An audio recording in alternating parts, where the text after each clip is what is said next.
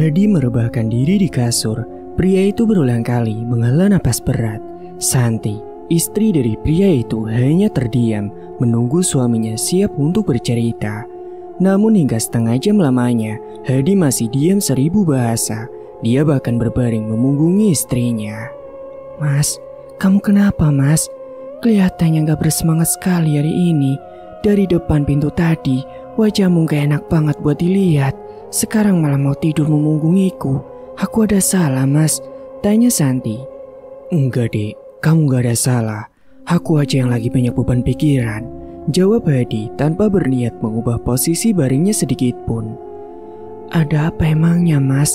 Jualan kamu lancar aja kan?" Lagi-lagi Santi bertanya dengan nada penuh kelembutan. Istri Hadi itu tidak pernah sedikit pun marah atau tersinggung kala sifat Hadi berubah-ubah. Dia selalu memaklumi pria pencari nafkah itu. "Hari ini jualanku cuma laku 10 mangkok bakso dek. Kemarin cuma 20. Makin hari makin berkurang saja pembeli di tempat kakang karena mie ayam di seberang dagangan kakang itu dek. Padahal harganya sama-sama murah, tapi banyak yang milih makan mie ayam.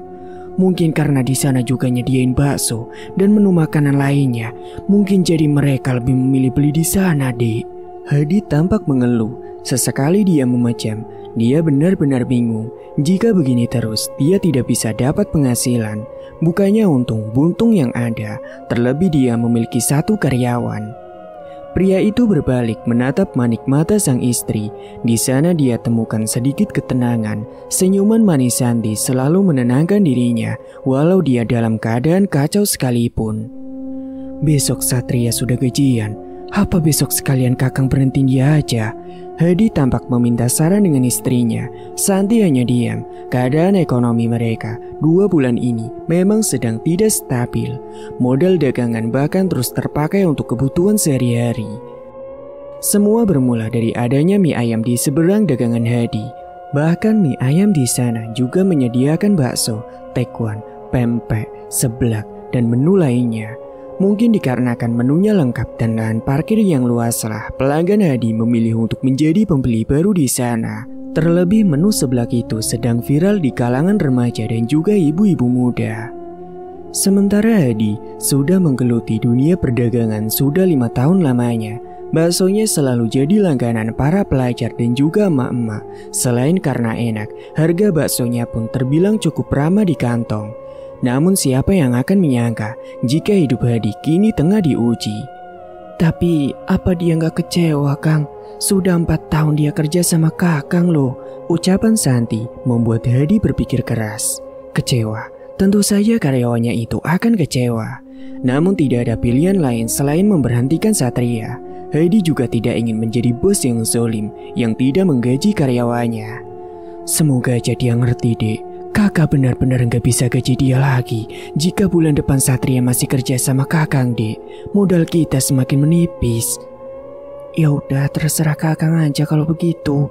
Yang penting kakang nggak merasa nyesel nantinya kalau memberhentikan Satria," tutur Santi sembari berlalu.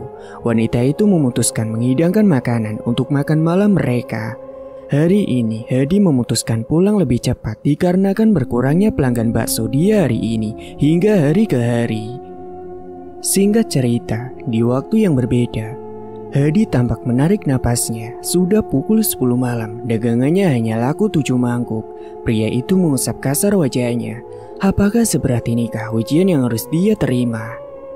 "Satria," panggil Hadi pada karyawannya itu. Satria pun mengangguk kecil lalu melangkahkan kakinya mendekat ke arah sang bos. Hadi tampak berpikir keras. Benarkah pilihannya kali ini? Dia ragu. Pria itu kemudian menggenggam kedua tangannya dengan erat. Meski keputusan ini berat, Hadi berharap Satria bisa mengerti. "Ada apa Kang?" tanya Satria. Lelaki itu menarik kursi lantas duduk di depan Hadi. Hadi bingung mau memulai pembicaraan ini dari mana. Di satu sisi dia sayang dengan kinerja yang dimiliki Satria, tetapi di satu sisi mempertahankan Satria bukan pilihan yang baik jika baksonya terus-menerus tidak laku banyak. "Satria, ini gaji kamu bulan ini. Sama ada satu hal yang mau Kang Hadi katakan. Mungkin uang ini adalah gaji terakhir kamu. Kang Hadi sudah tidak bisa mempekerjakan kamu lagi di warung bakso ini. Kamu lihat sendiri kan, 2 bulan sudah pengunjung di sini semakin sepi dan berkurang. Tutur Hadi dengan nada tak enak hati. Dia benar-benar takut Satria tersinggung dengan ucapannya. Di dalam sini ada uang tambahan di luar dari gaji kamu, Satria. Semoga bisa bermanfaat ya. Hadi memejam. Dia bahkan tidak berani menatap manik mata anak buahnya itu. Dia tahu pasti perasaan Satria akan kecewa. Begini aja Kang. Mungkin saya bisa bantu buat dagangan Kang Hadi jadi laris manis, ungkap Satria sembari menerima uang dalam amplop. Satria menghitung beberapa lembar uang dalam amplop kemudian menyerahkan sisanya pada Hadi. Saya ambil untuk gaji saya bulan ini saja Kang. Hadi hanya tersenyum simpul. Dia pikir Satria tengah menghiburnya. Satria menepuk-tepuk pundak Hadi dengan pelan.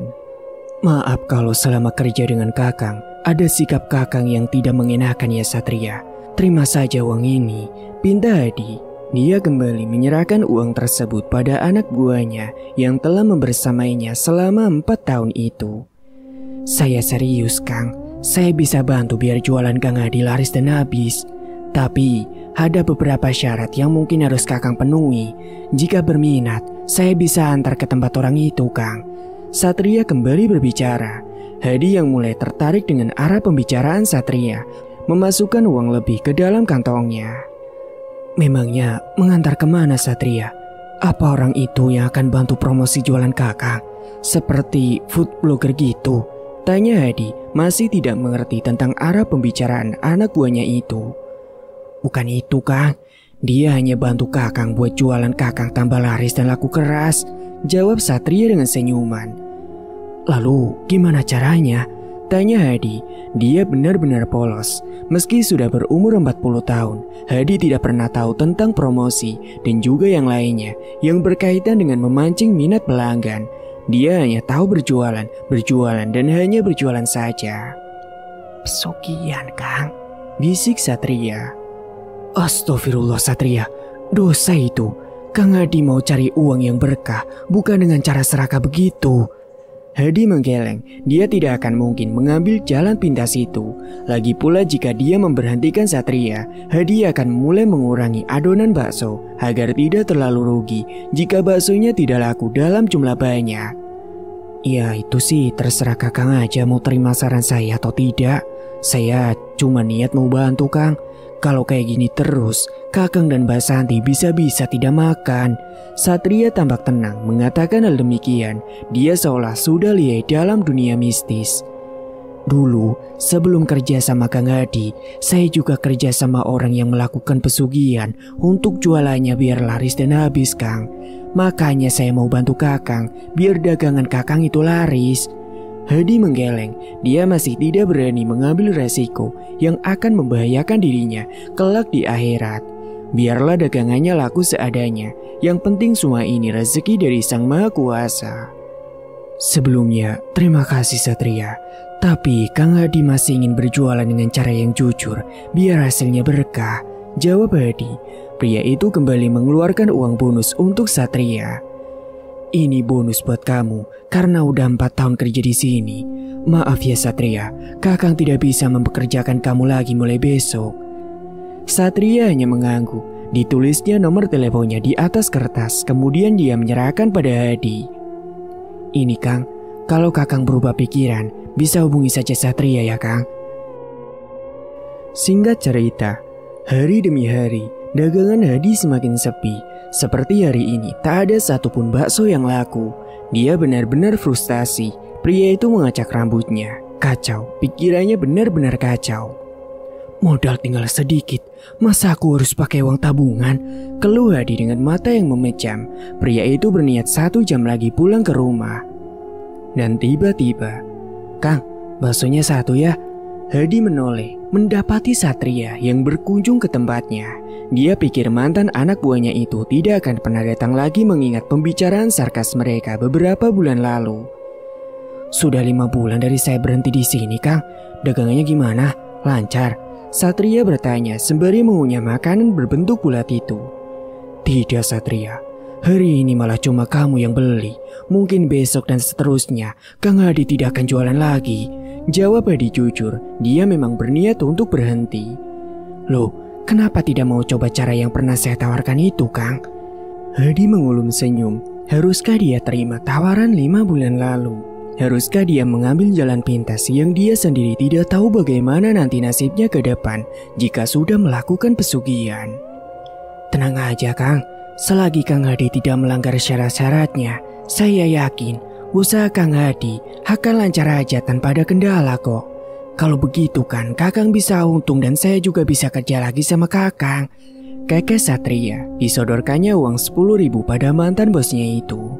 Hadi pun berpikir sejenak. Kemudian dia berucap, "Gak perlu dibayar. Temani Kakang saja ke tempat yang kamu katakan itu saja." Pindah Hadi. Mungkin memang sudah seharusnya dia memilih jalan ini. Dia juga tidak ingin miskin. Dia juga tidak ingin memberi kehidupan yang tidak layak untuk istrinya. Wah, kalau begitu saya bisa kerja lagi kan, Kang? Tanya Satria dengan mata yang berbinar. Hadi pun mengangguk. Jika dagangannya laku, tentu saja dia akan mencari karyawan tambahan. Bukan hanya Satria, tetapi Hadi tentu akan menambah karyawan lagi jika yang dikatakan Satria benar adanya. Dagangannya gimana, Kang? Tanya Satria saat Hadi buru-buru ingin mengajaknya ke tempat paranormal itu. Aman itu, sebentar lagi biasanya Mbak Santi juga ke sini. Tangan Hadi terus menarik pergelangan tangan Satria. Pria itu benar-benar tidak sabar, ingin menemui paranormal yang dimaksud. Bentar, Kang, bentar. Emangnya Kakang udah ada uang untuk bayarannya? Tanya Satria yang membuat langkah Hadi terhenti. Maksudnya? Pria 40 tahun itu bertanya kepada Satria, tangannya menggaruk tengkuk pertanda dia tidak tahu. Ya, dibayar, Kang. Dia kan sudah bantu Kang Hadi. Dukun itu pasti minta bayaran, Kang. Biasanya 5 juta paling sedikit. Penjelasan Satria membuat Hadi berpikir keras. 5 juta, dia memang punya uang tabungan. Tapi jika dukun itu menipu, apakah Hadi tidak rugi? Tapi Sat, kalau usaha Kakang tidak berhasil bagaimana? Tenang aja, Kang, pasti berhasil kok. Dulu juga bos saya itu usahanya berhasil kok. Sekarang dia malah sudah punya banyak cabang. Satria tersenyum simpul. Hadi mengangguk, setidaknya mencoba lebih baik daripada tidak sama sekali. Kedua manusia itu berjalan menyusuri jalanan bebatu. Sesekali debu menerpa tatkala motor terlalu kencang melewati mereka. Hadi bahkan sampai terbatuk-batuk. Pria itu berulang kali mengusap dadanya yang terasa sesak. Ini tempatnya masih jauh? Tanya Hadi. Napasnya terengah-engah. Keduanya sudah berjalan kaki 2 jam lamanya. Namun tempat yang dikatakan Satria masih juga tidak tampak. Di kiri kanan jalan hanya terdiri dari pepohonan besar. Tidak ada rumah yang Satria maksud. Sebentar lagi, Kang. Nanti ada rumah dari bambu. Jawab Satria. Pria itu masih berjalan dengan girang. Entah apa maksud tersembunyi dari lelaki muda itu. Nah, itu tempatnya, Kang. Ayo masuk, Kang. Ajak Satria. Lelaki yang jauh lebih muda dari Hadi itu tampak mendahului. Hadi masuk dengan ragu. Satria, lama tidak berjumpa. Kali ini kau bawa siapa? Tanya Mbak Sutejo dengan senyum yang menyeringai. Satria menunjuk Hadi dengan jari jempolnya. Mbak Sutejo pun mengangguk mempersilahkan keduanya untuk duduk. Ini Kang Hadi, Mbah. Sudah beberapa bulan ini usaha baksonya menurun drastis sejak adanya pesaing di seberang dagangan beliau. 5 bulan lalu saya sudah menawari, tapi Kang Hadi menolak. Dan hari ini saya tawari lagi dan dia pun akhirnya mau, Mbah. Penjelasan Satria membuat Mbak Sutejo mengangguk-angguk. Oh begitu toh. Jadi Hadi mau usaha baksonya laris kan? Kamu mau menggunakan ritual pesugihan apa? Tanya Mbak Sutejo. Hadi yang tidak mengerti tentang dunia mistis hanya bisa menggeleng. Apa saja, Mbah. Yang penting dagangan saya bisa laris manis. Jawab adikku. Baiklah, kalau begitu aku sarankan pakai pesugihan bakso kolor saja. Nanti kuah bakso itu dicampur dengan kolor berwarna hitam. Ingat, harus kolor yang berwarna hitam. Ucap Mbak Sutejo. Kebetulan sekarang saya sedang pakai kolor berwarna hitam, Mbah. Oh, baguslah kalau begitu. Bukalah sekarang, biar aku bacakan mantra dan siapkan untuk bahan dan juga ritualnya. Mbah Sutejo kemudian berdiri. Dibukanya lemari besar di belakangnya. Di sana terpampang banyak minyak duyung, kemenyan, dupa, dan alat lainnya yang berkaitan dengan dunia mistis. Ini Mbah, Hadi menyodorkan celana dalamnya pada Mbah Sutejo. Dukun itu mengangguk memasukkan celana dalam Hadi ke dalam mangkuk perunggu berukuran sedang. Mulutnya tampak sedang merapalkan sebuah mantra. Air dalam mangkuk perunggu ini harus diisi setiap harinya. Jangan sampai habis. Kolor hitammu ini jangan sekalipun diangkat dari kuah bakso kamu. Isi saja terus kuah bakso itu. Dan lagi, dada yang berisi kuah bakso jualan kamu jangan sekalipun dicuci. Sendok bakso ini hanya boleh kamu dan istri kamu saja yang pegang. Jelas Mbah Sutejo membuat Hadi mengangguk-angguk sembari menahan mual. Dandang tidak dicuci, apa bau basi itu tidak akan menguar nantinya? Pertanyaan itu terus bersarang di benak Hadi, namun dia sedikit pun tidak berani melontarkannya. Bawalah mangkuk perunggu dan sendok bakso ini. Jangan gunakan sendok lain, pesan Mbah Sutejo.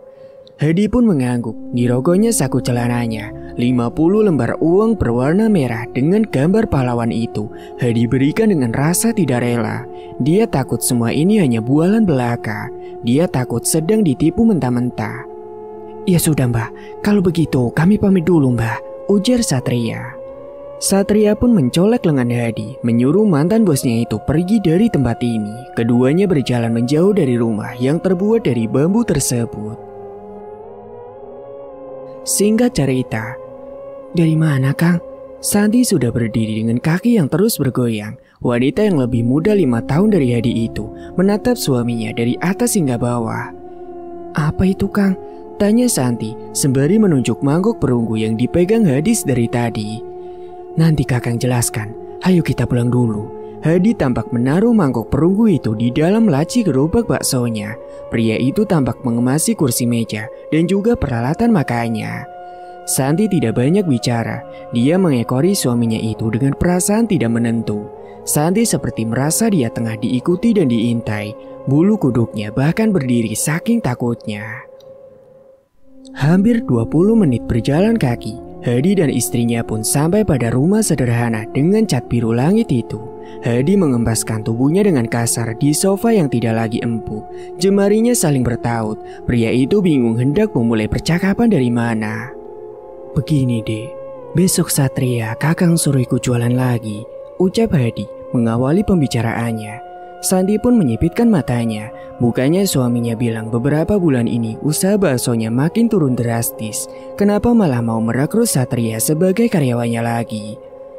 Loh, lah memang keadaan warung bakso Kakang sudah stabil? Tanya Santi sembari ikut duduk di sebelah suaminya. Hadi menggeleng, dia mengusap matanya berulang kali. Bingung, dia takut jika cerita pada Santi, istrinya itu tentu tidak akan setuju dengan cara yang sudah dipilih. Namun jika menyembunyikan semua ini, lambat laun juga pasti akan ketahuan juga. Kakang melakukan pesugihan, Dek. Jujur Hadi dengan pandangan menunduk. Satu tamparan dia terima dari istrinya itu. Hadi sudah menduga hal ini akan terjadi. Istighfar Kang, nyebut. Kakang tahu kan itu dosa. Kenapa sampai milih jalan pintas kayak gini, Kang? Jadi, yang dalam mangkuk perunggu tadi itu kolor hitam untuk pesugihan? Tanya Santi dengan kepala yang terus menggeleng. Hadi pun mengangguk. Dia dengan cepat mengambil kedua tangan istrinya. Kakang tidak ada cara lain, Dek. Semua sudah Kakang usahakan. Mulai dari memberi diskon, mengasih harga paling murah. Tapi tetap saja bakso Kakang tidak laku banyak. Tapi pesugihan itu bukan pilihan yang tepat, Kang. Santi mengempaskan tangannya, membuat pegangan tangan Hadi dari tangannya terlepas. Kakang sudah terlanjur, Dek. Tolong kali ini saja setuju dengan Kakang. Kakang akan pastikan semua harta yang didapat dari berjualan bakso hanya untukmu. Santi menghela napas panjang. Wanita itu menggeleng pelan. Dia tidak habis pikir tentang suaminya itu. Dipijatnya pelipisnya berulang kali. Matanya memejam. Aku tidak mau menanggung dosanya, Kang. Mulai hari ini, aku juga tidak akan mau ambil tahu tentang baksomu, tutur Santi sembari berlalu meninggalkan Hadi. Memang selama ini wanita yang telah dinikahi Hadi itu banyak membantu. Mulai dari membeli daging sapi segar di pasar, membuat adonan, kuah bakso dan juga yang lainnya. Hadi pun hanya mengangguk kecil, meski tak lagi terlihat oleh istrinya. Namun Hadi menyanggupi ucapan Santi. Lagi pula nanti dia akan minta bantuan dengan Satria jika yang dikatakan dukun itu benar-benar nyata. Singkat cerita, gimana Kang? Manjurkan saran dari saya? Satria berbisik di telinga Hadi. Pria itu hanya mengangguk, menyendok kuah bakso ke dalam mangkuk. Sudah setahun ritual pesugihan Hadi berjalan lancar tanpa hambatan. Pria itu bahkan terus memberi sesajian tanpa lupa satu hari pun.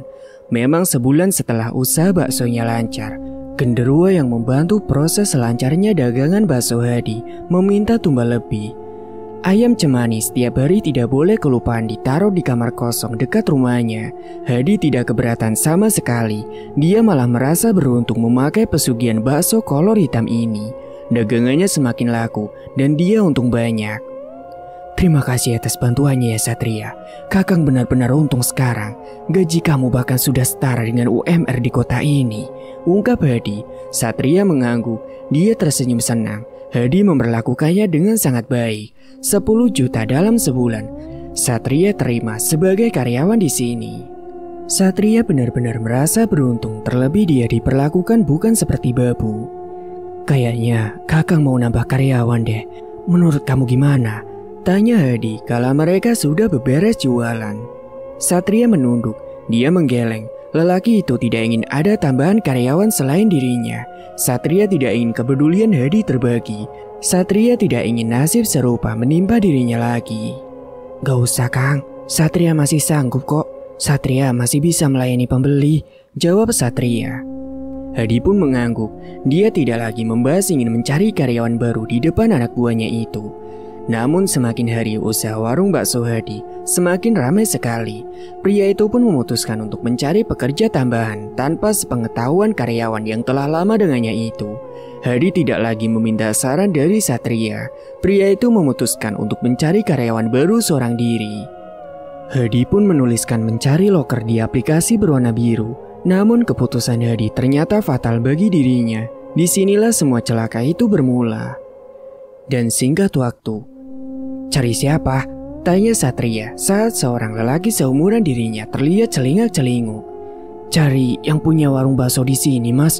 Kebetulan saya ada baca di aplikasi biru kalau warung bakso ini sedang cari karyawan. Penjelasan dari lelaki itu membuat Satria menatap Hadi dengan sinis. Padahal aku sudah bilang masih sanggup untuk kerja seorang diri, gerutu Satria yang terdengar di telinga pelamar kerja itu.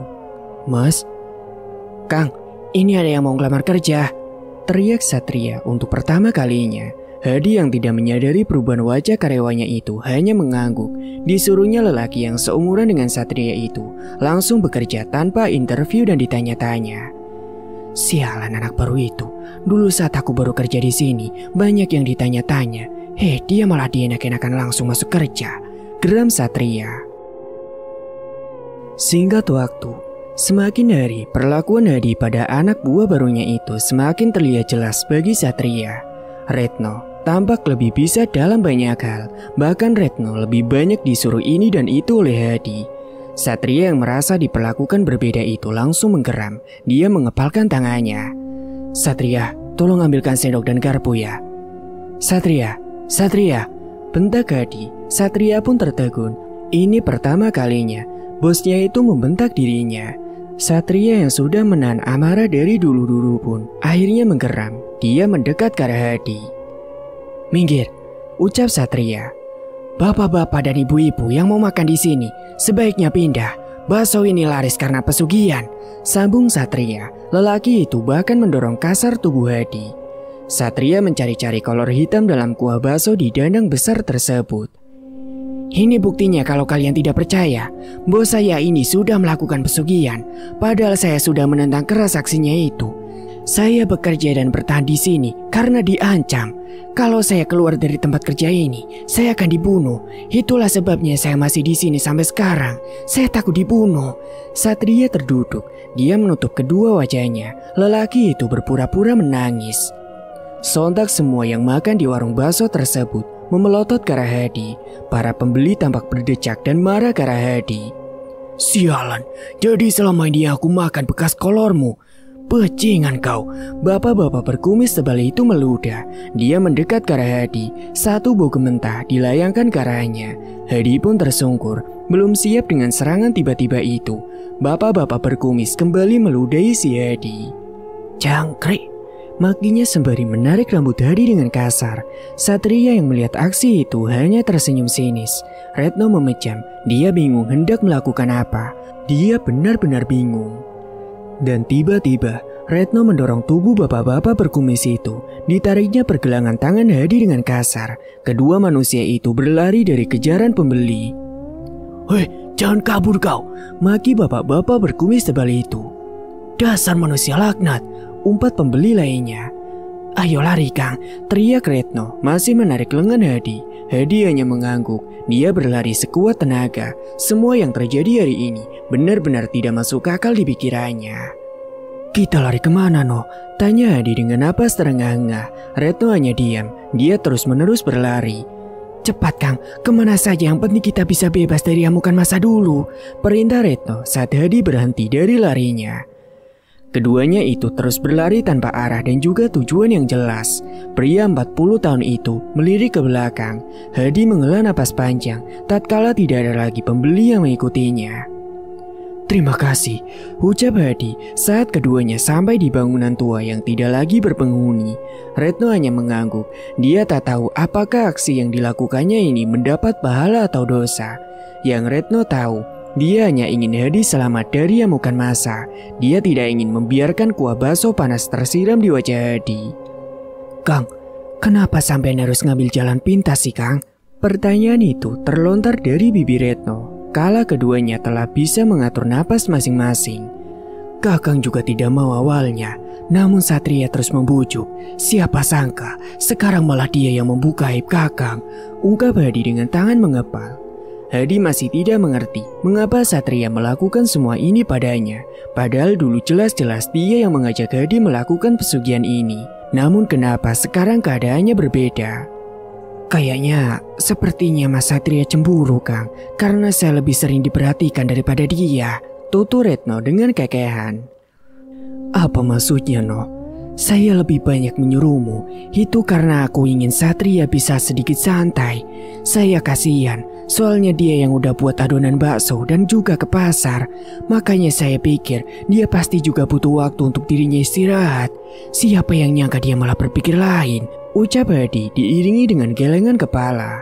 Dia benar-benar tidak menyangka Satria bisa berpikir yang tidak-tidak. Padahal semua itu Hadi lakukan sebagai bentuk terima kasihnya. Namun ternyata tanggapan Satria malah lain dari yang Hadi pikirkan.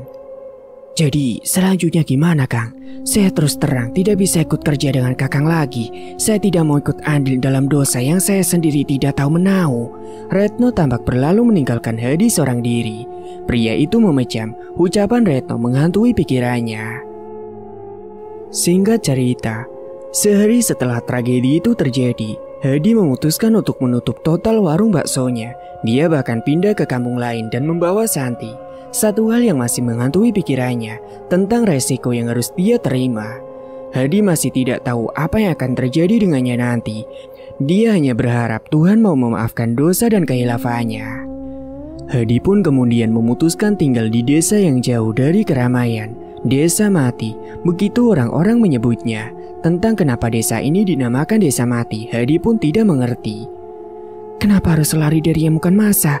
Bukannya semua itu resiko. Kenapa lari dari konsekuensi yang Kakang buat sendiri? Santi bertanya sembari memasukkan barang-barang bawaannya. Hadi memejam. Dia memilih untuk tidak menjawab.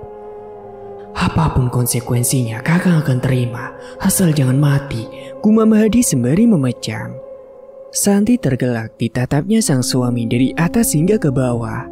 Kalau begitu, tobatlah sebelum mati, Kang. Singkatnya hari demi hari, Hadi terus merasa diikuti. Dia seperti merasa ada yang tengah mengintai dirinya kemanapun dia pergi. Bisikan demi bisikan pun selalu terdengar setiap saat oleh Hadi. Anehnya, seperti hanya dia yang mendengar bisikan itu. Pernah Hadi bertanya pada Santi, istrinya itu menjawab tidak mendengar apapun. Hadi. Panggil seseorang dengan lirih. Hadi menoleh mendapati sosok tinggi besar tengah memelototinya. Mana yang temani aku yang sudah kau sanggupi? Kau lupa menaruhnya di ruangan kosong rumahmu. Aku tidak akan memberimu apapun lagi. Aku ingin berhenti dari semua ini, teriak Hadi berani. Sosok tinggi besar itu kemudian berubah wujud menjadi lebih menyeramkan. Taringnya keluar hingga menyentuh lantai. Bola matanya memerah dan terus mengeluarkan darah yang bercampur dengan nanah. Hadi pun memejam. Ketakutan pun mulai melanda dirinya. Pergi, pergi, usir Hadi dengan mata yang masih terpejam. Makhluk itu mendekat, bau napasnya bahkan tercium di hidung Hadi. Pria itu membejam kuat-kuat. Tidak semudah itu lepas dari belenggu pesugihan yang sudah mengikatmu.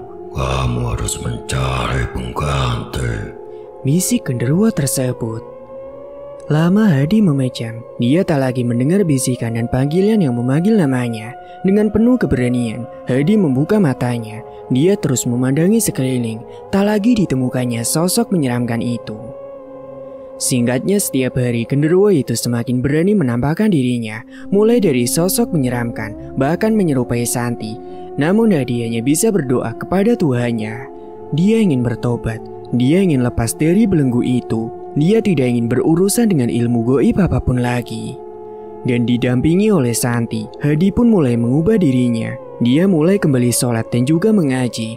Dia mulai mengabaikan bisikan demi bisikan yang membuat hatinya tidak tenang. kamu harus mati. Kata itu terus terdengar di telinga Hadi. Tapi pria itu tetap tenang sebab dia yakin Allah pasti akan melindungi dan mengampuni semua dosa-dosanya. Tak tahu entah berapa lama Allah akan mengampuni dosa-dosanya. Hadi hanya berharap jika kelak dia mati, dia sudah mati dalam keadaan yang telah diridhoi oleh Tuhannya. Tamat, cerita pun selesai. Dan itulah ending cerita kali ini. Terima kasih bagi kalian yang sudah menyimak cerita dari awal sampai selesai. Dan nantikan juga cerita berikutnya yang tidak akan kalah menarik. Dan mohon jangan ditiru perbuatan negatif yang ada di dalam cerita ini. Sekian dulu dari Mang Ripan. Wassalamualaikum warahmatullahi wabarakatuh.